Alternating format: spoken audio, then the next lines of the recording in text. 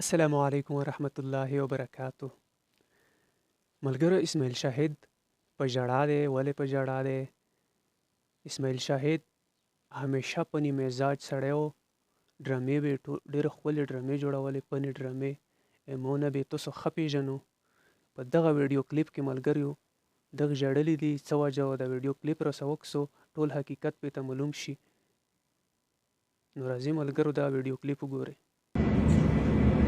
ډېر په دغه باندې کول صاحب الله بس بار بار راولي په دا ان شاء الله راځي او مابوس ته چې سوال یې الله کوي یو ځل چې شروع شي الله تعالی بیا اسباب برابرې ان شاء الله بس بار بار کنه چې راځو بدلته او په دا جنوري کې سر دی ولا بس کټا کړي خو صحیح زویم چې سرمنته ولا لري کوم د څه ما دا غړي چې بس عمرې مونږ تاسو دوه وکړي مونږ درې کړي دي دا او په دوه دا نوري چې د خیر دا پینځه بشي کنه دا الله دې مس قبول او منظور کړي.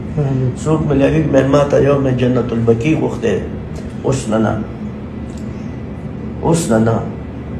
لکه سړی و چې دلته راغو د جنت البقیع دلته ما الله ته مې الله ګورې ما مقتدن تقریبا 10 کالو نه ځاق ټایم نه ته تلويختو نه مې جنت البقیع نصیبه ده اوس ګورو چې الله څه کوي. او شعر الله نه غواړي کنه او ته د ملاو نشو هغه درجه الله دا کوي بس الله ته بس سوال دی نو نه پوي نور خو موږ نه پويو الله کار څه دی الله څه ده بس الله دې رحم وکړي. آمین الله دې خپل فضل او کرم وکړي. آمین.